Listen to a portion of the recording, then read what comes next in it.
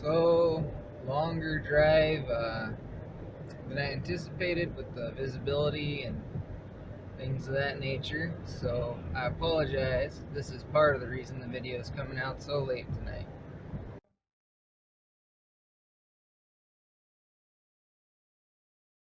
I dug through all the videos to pull some of these, but beautiful day out as far as what it looks like until you have to drive or go do anything. We had a lot of snow today. Ended up going to the food bank to volunteer today. I got kind of spoiled. They actually cooked me lunch afterwards. But the drive that normally takes about an hour took an hour and a half plus on the way up and a little more than 2 on the way back. So we're going to be a little late today with this video. I'm sorry. A lot of our questions are from just one of my subscribers, so thank you WCAM Studios for being engaged. Appreciate that. First I'm going to go over is how bad are mosquitoes? Well, she's off grid is behind the camera, just rolled her head back and just screamed at, pretend at the sky. Where we live, they're terrible. They're disgusting and they're terrible. And then as soon as the mosquitoes go away in fall, when it just starts getting cold enough that they start kind of settling down, we get biting gnats. So, yeah. We've been all over the interior. I've been to the southeast, like Sitka and Toke, Delta, Fairbanks, Eagle, Circle, and I'll tell you what, man, there's nowhere where the mosquitoes are as bad as our house. We are on a swamp. That's kind of all there is to it. I'm sure there's other places when you get up into just like the Muskeg up like towards the slope, but mosquitoes are pretty terrible right where I'm at. Honestly though, when you get into the village of Nenana, Fairbanks, they're actually not too bad. Maybe for folks, apologize, ate cashews, they're stuck in my throat.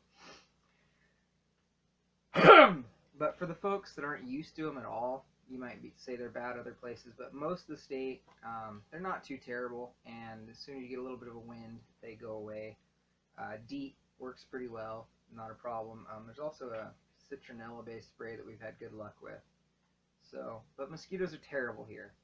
That's honestly, we look outside when there's 5 foot of snow and 20 below zero, and the way I get through that is I say, at least there's no mosquitoes. So, next question from WCAM Studios. Can you find regular work? I don't know what regular is. I've had to be pretty flexible to not want to commute more than 100 miles round trip. But if you're flexible, yeah, I've always found work. I've been a substitute teacher for vocational education, engineering, English, but vocational ed's pretty much where that was my niche. I love that, and there wasn't a lot of folks who were comfortable in the shop to let the kids continue to work when the primary teacher does things like goes and hunts. So I've been a substitute teacher, I've ran a fueling station, I help on a hay farm, I've helped on peony farms. There's a lot to do if you want to do it. I've rebuilt old cabins, I've done a lot of electrical work in the area. When I do it for other people, it's a whole lot better than mine. But just kind of a lot of things. I mean, anything you want to do, if you're willing to do it, you're good. But I don't know what that means for regular. There's a lot of education jobs because almost every village has a school, and folks in Alaska seem to know how to get grants, so you can almost always get some kind of job with education, be it a cook, resident advisor. We have a lot of boarding schools, things like that. Substitute teacher like I did, but you just got to be flexible. There's barge lines. If you don't mind working once in a while, you can help them when days the barge comes in. A lot of work locally that way. If you're willing to go to other places, you've got tourism like Princess, Holland America, stuff like that. If you don't mind jumping in a union, there's IBUs, there's Teamsters. We've got the North Slope where if you don't mind doing 6 on, 2 off, things like that. Again, you have to be in a union usually. Labor, Teamsters, they're drivers, things like that. There is work here. It's not really regular. So that kind of answers the next one. What industries are hiring? Right now it's COVID-19 and almost everything's shut down. But oddly enough, Pogo Gold Mine is deemed essential and mission critical, but Clear Air Force Base is shut down. So weird. There's a lot of things, but a lot of the work is military contracts. And the downside to that is you find a job you want and you're qualified for, sit on your hands for 6 months while you pass the background checks for that specific site, like Fort Greely, Clear Air Force Base, Fort Wainwright, things like that. A lot of the contractor jobs, you're going to spend a lot of time just waiting on your background checks. Even if you were just cleared for another site, it takes a lot of work to get cleared for the next site. So not a lot's hiring right now, but there are industries that are all cyclical. You know, work one job in the summer, a different job in the winter, and rinse, repeat. That's for most folks. Another question, am I on the roadkill list? I am not. I live pretty close to the railroad, and railroad kills are also part of the highway list, and just seeing what these poor folks get called for, usually at 30, 40 below when no one else wants to come, and not having electricity. If I'm not planning to go out in winter, my vehicles aren't ready to start, so I wouldn't be able to respond to a call anyways, because I'd have to go start a generator, wait 3-4 hours of it running to the block heater to then be able to get it. So just all bad news for me, so I am not on the roadkill list. Where am I in Alaska? Again, from WCAM Studios. I am in a little sliver, little bottommost sliver of the Yukon-Koyukuk watershed district, basically 50 miles south of Fairbanks, out on the edge of the Minto Flats game management area. I'm on swamp in what most of Alaska would call the interior. Swiss Army Josh, did you ever make it to Fairbanks? You had a comment saying you're coming to Fairbanks next year. It's past next year. Didn't know if you ever made it, man. Let us know. And that's kind of my question for you, oddly enough. So, Donald Hoffman, you asked a question about spruce beetle being up here yet. When I commented on the video, we didn't really have it, but where we were cutting wood in the last video, that actually looked to be a spruce beetle kill patch. There's a lot of holes in the bark, holes in the wood, so it looks like it's here. I'm hoping we had a really hard winter and they're going to be slowed down and not going to wipe everything out. But to answer that question, spruce beetles are in Alaska, even the interior. WCAM Studios, you asked about community and schools, said your wife was concerned about that.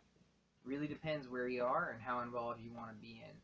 Most communities, small communities, I'd say actually a little bit too much sense of community. So small, folks know where you are, what you're doing, where you ate lunch, you know, everything. Just everyone knows your car, and it's not really a good thing always, but there's a lot of sense of community if you want to find it. No, we're good. My son was going to try and show you a piece of spruce that had spruce beetle kill on it, but I don't feel like dealing with that. Schools, really hit or miss.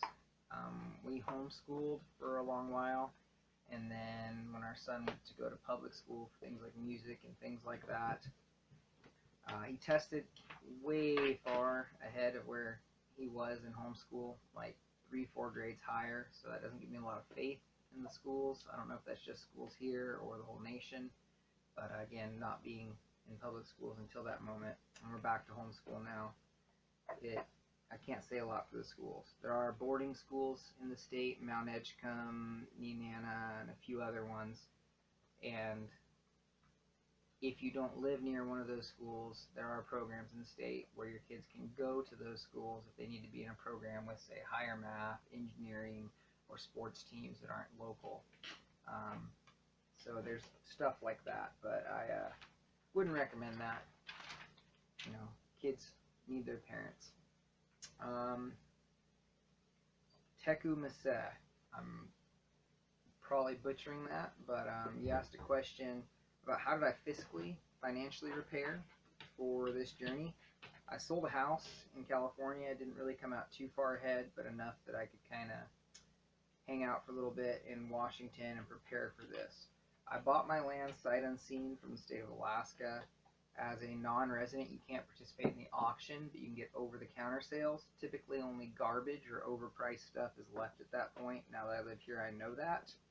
So I bought junk land, and I bought it cheap, and the state financed it, so I didn't really need a whole lot. And then at the time I came up here, I was working as IT. I was kind of like outsourced help for companies out of the UK, and I was able to work from my land, living in a tent, just off the cell phone internet. So I didn't really need to prepare so much because I still had an income while I was here, 5 hours a day. That contract did go away, so then I had to start doing the whole be flexible and work thing. I'm also quite content with being poor and understanding that means things happen slow. I can't just go buy all the lumber for a project and do it. It often means I'm going to do it with recycled materials or across 3-4 years instead of 1. So that's the answers to those questions. The last one we're going to kind of taper off into was from Baked Beans. He asked for a walk around tour. Took a short video earlier that I'm going to tack on to the end of the video here. So stop watching now if you don't want to watch that, but it's just going to be a little bit of video there. And it is kind of cold today, so I didn't stay outside too long. AKOffgrid.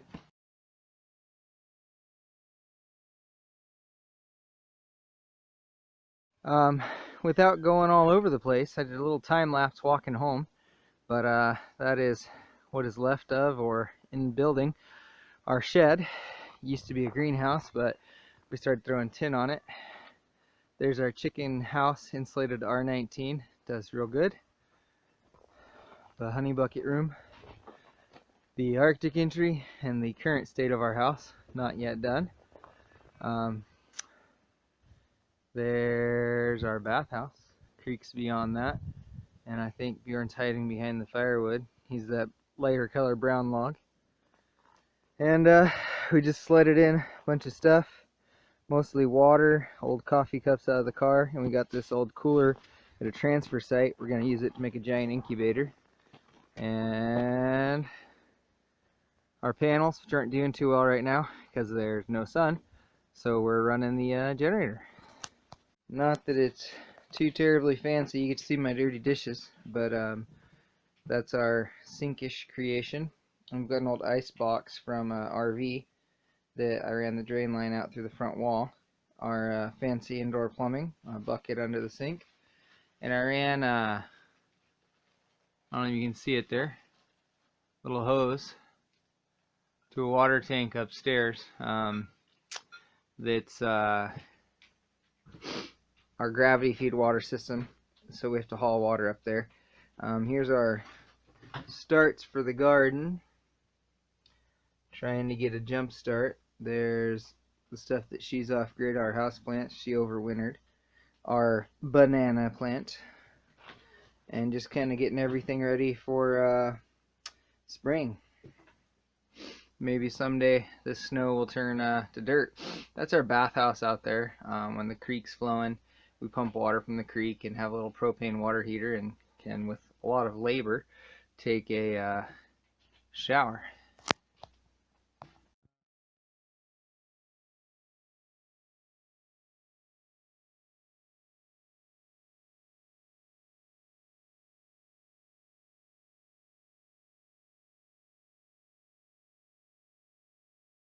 Water is a problem in Alaska, so we melt a lot of snow.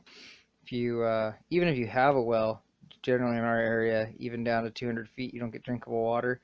We're not going to drink this. We haul our drinking water from town, but it will be used for laundry and other such things, so we're melting snow. I don't know what's going on here. I just got home, and She's Off Grid has 3 things going at once. I'm assuming coffee, tea, and unknown. But there's our propane only little oven that we found at a transfer site for those that are outside. That's like what they'd call a dump. But we were super excited because until then we didn't have a way to bake. Oh, cool, I can zoom out. Happy day. Our pressure cooker, very important. Now that it's warm enough, starting to get warm enough that we don't have a natural freezer, we got to pressure can everything. Our super awesome cabinets. Ooh. And for the moment, this is our freezer. We came outside. This is where the roof shed. And we had some days where it was getting above 40, so we had to be resourceful. So this is our freezer. Bjorn, my son, dug that. And closer look at the chicken house. And everything's under snow. But this is just kind of right around where we live. We got 15 acres here, but at this site. But this is right around the house. And I think that's it. This cluttered mess is my reloading table and where I sharpen my chainsaws. That is the incubator that we're currently incubating some bantam eggs in. And yeah, my cluttered mess. Ooh, food.